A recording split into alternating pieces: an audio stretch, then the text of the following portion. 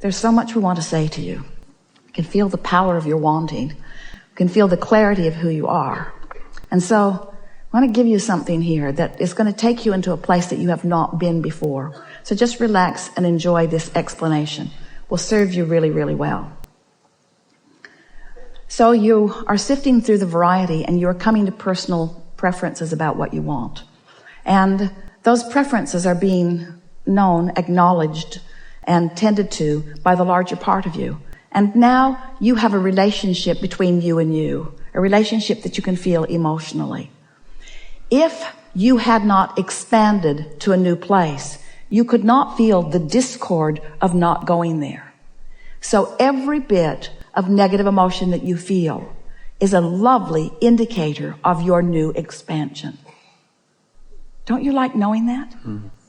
If you hadn't become this, then this wouldn't feel uncomfortable. And having become this is everything. That's why you came forward, for eternal, joyful expansion. So if there is one thing that if we could zap you with, we would. We can't, so we won't. But we want you to get it anyway. If there's one thing that we would really like you to understand, it's that where you are is perfect, perfect, perfect, perfect, perfect from our point of view. You haven't done something wrong. There is not something that you need to change. Where you stand is in this perfect relationship between a more expanded version of you maybe than you are allowing, but it's perfect where you are because now you get to do something about closing that gap. And that is what life is.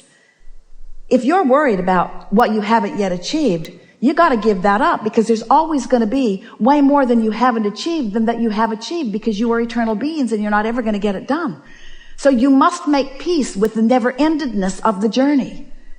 So often our physical friends say, well, when I get over there, when I find that lover, or when I get into that new house, or when I find that job, or when, then I will feel happy. And we say, no, you won't. Because that's a flawed premise that you are operating from.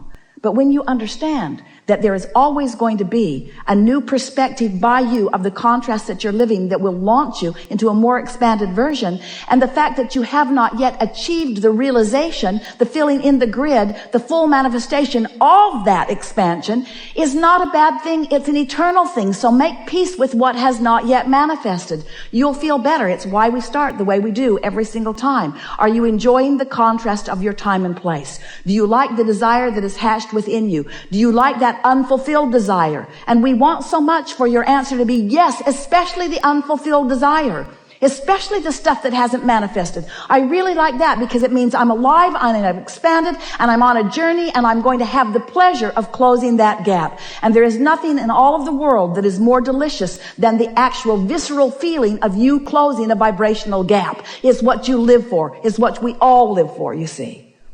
You think that Source is done.